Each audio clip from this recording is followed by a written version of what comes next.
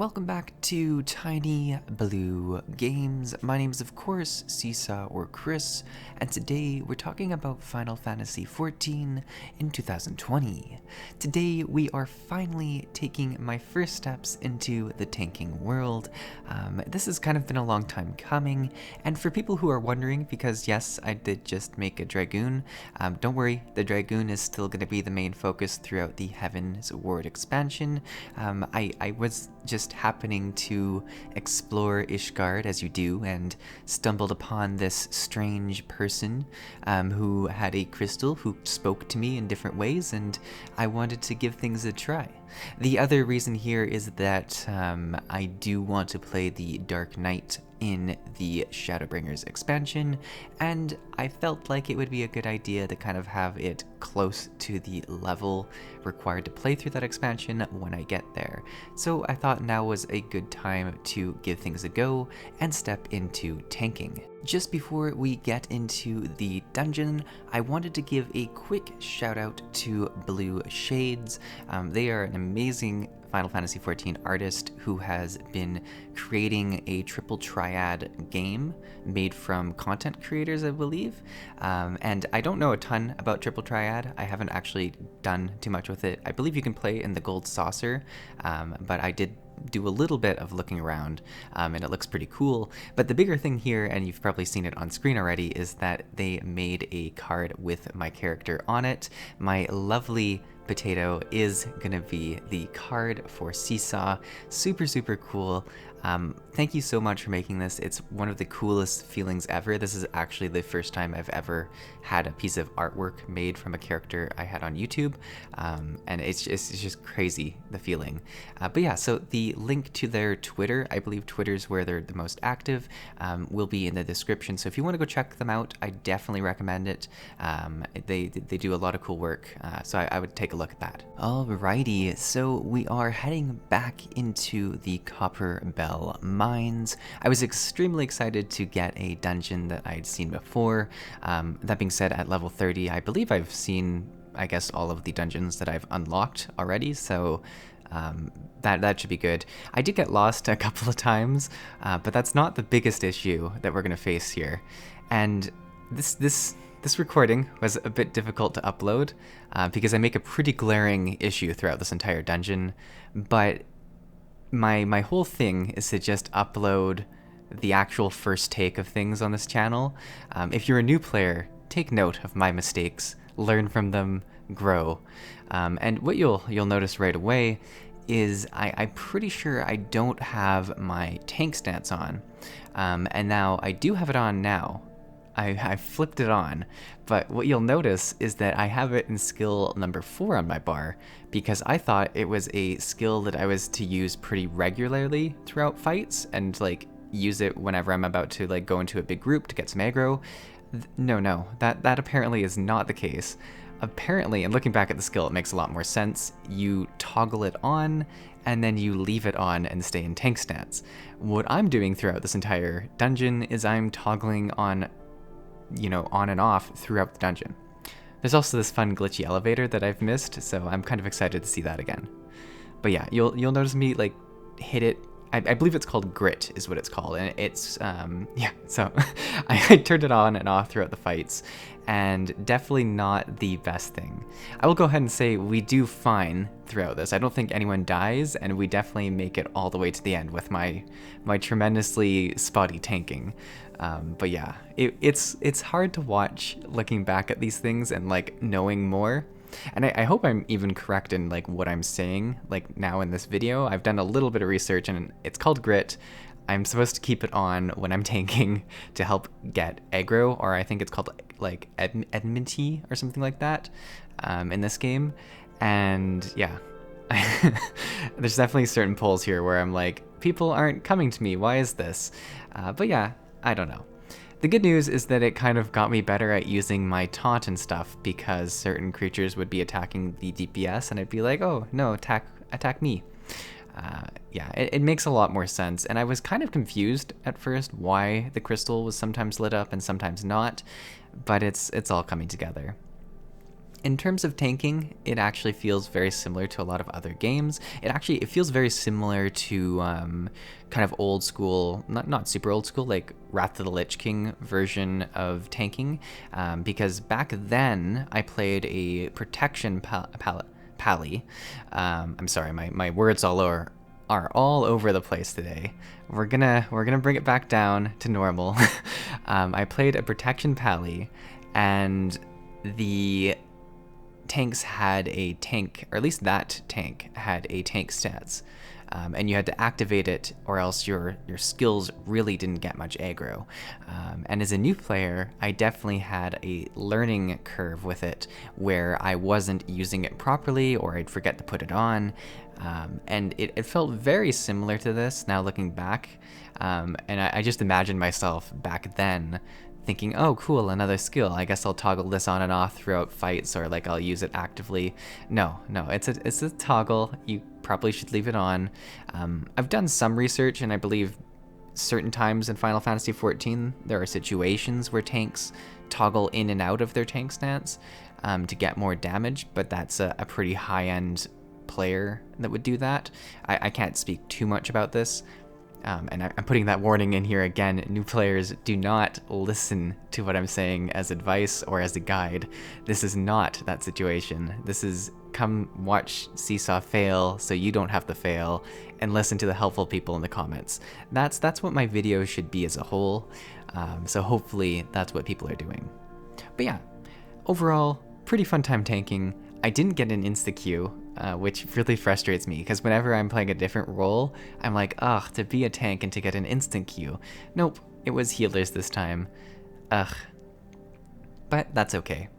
The biggest thing I did, and I think I did this pretty well, is I just spammed my AoE over and over again whenever there was multiple people. And I thought that was a pretty good way of doing things, even if I was messing up certain other core aspects to tanking. Spamming the AoE seemed to do a pretty good job of holding aggro as best as I could. I'm probably just going to refer to it as aggro throughout this. I apologize. Maybe eventually it'll sort of sink in, kind of like how jobs sunk in for classes eventually, but definitely for the start of this, I'm going to be just referring to aggro, and that's what we're going to have to deal with. One thing that I really enjoyed about the game, and I didn't appreciate it as much as a DPS character, is kind of when you engage, there's kind of these arrows that come out of the creatures and show who they're attacking.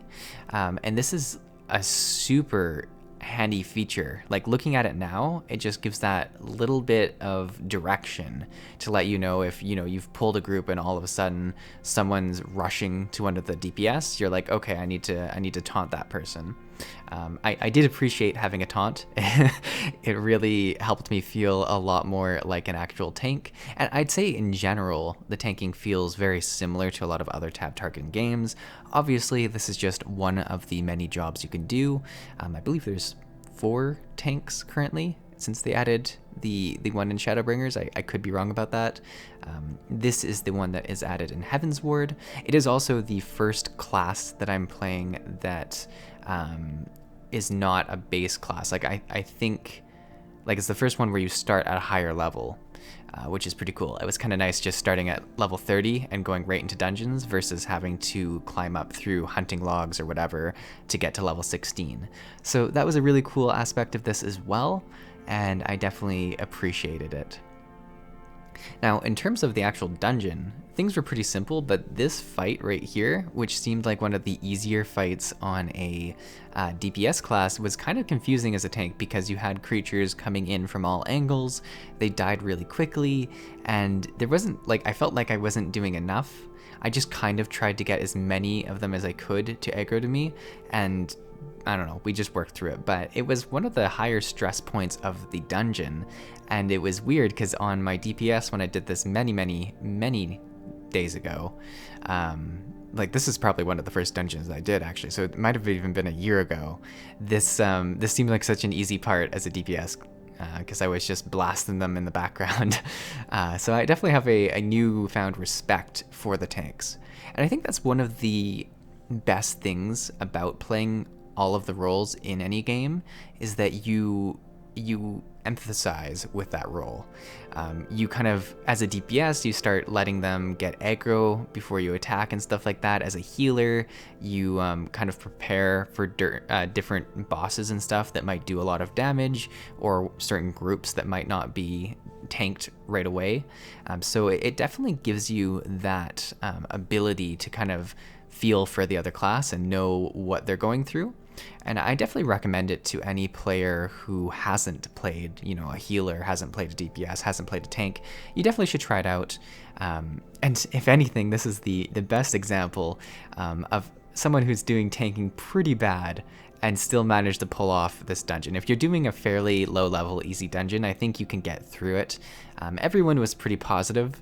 I mean, we didn't have much going on in our chat, so I don't know if they were just whispering or in Discord mocking me the whole time or something like that, but I felt supported. The other thing I wanted to mention is that this tank, the Dark Knight, the fact that they use a two-headed weapon really reminded me of the Death Knight tank in World of Warcraft, which is kind of a dark soldier who uses the two-headed weapon to tank. And I haven't played a ton of Death Knight, but I definitely made a Death Knight when they first came out in the Wrath of the Lich King, because they were A, super powerful, and B, that new class that everyone wanted to try. And tanking, it felt very similar, because you have the two-handed weapon, you have a lot of ground AoEs. These ones aren't ground targeted, obviously, they're kind of a circle around me, but it does do really well. You'll notice here that I'm kind of just checking to see if I'm missing any of my skills, because I'm starting to, this is where red flags are going. I'm like, why is my crystal, up, and, why is it off sometimes? Why is it turned on sometimes? And what I'm doing here is I'm actually looking for a tank stance, and I didn't realize that it was grit and that was already on my bar. So I'm going through all these skills. I'm like, is there just something called tank stats that's applicable for all tanks? Because that would kind of make sense, since there are certain skills in this game that are shared for the roles. And I was like, maybe it's just that simple, maybe it's not. But I didn't find anything, so I tried clicking it. I was like, this is where questions started to be raised. And after this, as soon as I was done this dungeon, I went and looked up online. I was like, okay, what was I supposed to do? So it was a very eye-opening thing. And looking back at it, I'm pretty proud of how I managed things, despite the fact I didn't do anything right, or I didn't do everything right. But it definitely took a fair bit of effort well, it didn't take, I guess just figuring out that grit was my tank stance, because there was a bunch of guides and stuff that would refer to tank stance and when to turn it on and off, but it took me a long time to find out what skill was the tank stance for Dark Knight. I'm concerned now that I'm going to say Death Knight instead of Dark Knight, so if I do make that error in the future, I apologize in advance. But it took a little while to figure that out. Overall, though, I think it went pretty well. I started going pretty quick through things and just taking bigger pulls. I probably didn't use my tanking cooldowns as much as I could. I kind of have 2 damage reduction, or I think one of them reduces the damage I take, one of them reduces the damage the monsters do, and I could have definitely used those more. I think as a new player, whenever we have cooldowns, we error to the side of just saving them only for boss fights or only for high intensity situations, but as you become more seasoned and know that they have a pretty quick cooldown, using them for just bigger pulls, bigger trash pulls, definitely adds to the speed at which you're able to go through dungeons, right? So that's kind of a nice thing. But yeah, I think the group did a really good job of at least letting me be the first one to pull, and that way, even if I was having issues with my aggro and stuff like that, I was able to get a bit of the initial aggro just from being there first. But there was definitely certain DPS that were pulling it away from me, just because, once again, you can see here, I'm not using my tank stance properly throughout parts of the fight, and it's hard to watch. I do apologize to anyone who's like, ugh, but it's gonna be one of those situations where eventually, when we get the Shadowbringers and I'm playing the Dark Knight as my primary job through that expansion, we'll be like, wow, look how much better Csaw is at tanking after all this time. Or at least I hope that's how it goes. Because because I really, really hope I only improve. I think it's been fairly true, though, for both DPS and healing that I've improved greatly because of how bad I was at the start. This was an interesting fight as well, where as a DPS, I kind of was like not as invested in this fight. I was like, okay, just shoot the bomb guy and wait for the blow up, and that's pretty much all I can do until the very end. As a tank, I had to position the two of them to make sure that they're gonna, blow up. I didn't really want to get blown up as well, but I suspect that I could take that hit. I was just trying to be fancy and get out of the bad circles as much as I could. And from watching tank guides after this video, it sounds like if you can get out of the bad circles, do it. The big thing, though, is to not have the boss spin around in circles, because there are certain jobs that need to be behind it. So if you can get out of the telegraph, then get right back in and keep the boss in the same position. That sounds like a pretty good maneuver. But yeah, that's kind of what I've been hearing online. I'm not entirely sure. But this went pretty well. It wasn't too bad. Just making sure I got the aggro on the new blobs as soon as they come out, and I'm not sure if they reset their aggro when they despawn into new monsters, but I kind of figured that might be the case, so I was just really careful to get on them. And then just keeping them right beside the thing where the bomb spawns seemed like the best solution. I did ignore the other ad that comes up behind and just let the DPS deal with it. It seems like that was a non-issue for them, so I don't know. That was my decision. But this went on pretty well. I'm not the one marking who not to attack. That's definitely someone else who definitely is doing a lot of favors here. Someone obviously knew the dungeon pretty well, and that's always a really nice thing, especially if you're a tank who doesn't super know what they're doing. I mentioned I kind of got lost. It was at the very start of this. I opened the map a fair bit, just kind of seeing which way to go. And then further on, it makes a lot more sense. You're just going through different caves and blowing up different passages. Pretty much, if you could blow up a passage, that's probably the way you should be going. But yeah. And in terms of experience, taking as many creatures as you can is not a bad thing. Typically, the monsters in dungeons just give a ton of experience while you're leveling, especially if you have some food on. So taking more creatures is not a bad thing. That's how I looked at it anyways. We had a pretty fast DPS, so we were able to make it through a lot of this pretty quickly without too much issue. And the healer did really well too, because throughout all this, I'm talking about aggro, I'm talking about losing aggro to different DPS. I'm not at all worried about surviving. The healer did an excellent job, because I assume as a brand new tank, I didn't do great with using my defensive cooldowns. My gear, I don't know, I just put on the recommended gear, which I know is sometimes not the best option, but I was like, it'll work. And it seems to have done pretty good. I'm trying to remember, I think way back at the start of the game, people were giving me tips and mentioned that of all of the roles, the recommended gear works not as well for tanking. I don't know. If anyone could follow up on that in the comments and just emphasize why that's the case, that would be great now that I am actually doing the occasional tanking. And to reiterate on a point at the start of this video, I am still playing primarily as a Dragoon throughout Heavensward. For instance, for any of the new dungeons or any of the new content I get through that, I will be my Dragoon. I will probably just do the odd daily leveling roulette on my tank just to get them up to a similar level for Shadowbringers, which probably brings you to your next question. Isn't there an expansion between those two? Should you not be worried about Stormblood and who you're going to play there? Well, yes, I am. I just don't know who to... it seems like there's kind of two classes you could play. It sounds like the Samurai and the Monk are the two sort of poster classes or jobs for that expansion, and I haven't decided between the two of them. So if anyone wanted to make some great arguments as to why I should do one of these and not the other, that would be great. So far, I think I'm leaning towards Samurai, but if there is anything that would sway my opinion that you want to share in the comments below, that would be great, because yes, I should probably be quietly leveling a class for that before I even do this tank. I just really wanted to do some tanking. I felt kind of incomplete, like I hadn't tried all of the different roles. I also do want to do a comparison video where I kind of talk about some of the different roles, some of the different jobs amongst many MMOs, and I thought I couldn't do a really good job of that without having done the different roles in Final Fantasy XIV. Obviously, I don't have the most amount of experience in terms of max level jobs, where there's probably different skills and stuff like that, but I thought at least having kind of a baseline of how tanking works, how healing works, how damage works would do a lot to help me talk about that. But yeah, here we are at the last boss. I don't know. It's been fun going through some of these old dungeons and remembering A, their relevance to the story, and B, just the little like mechanics that you have to remember.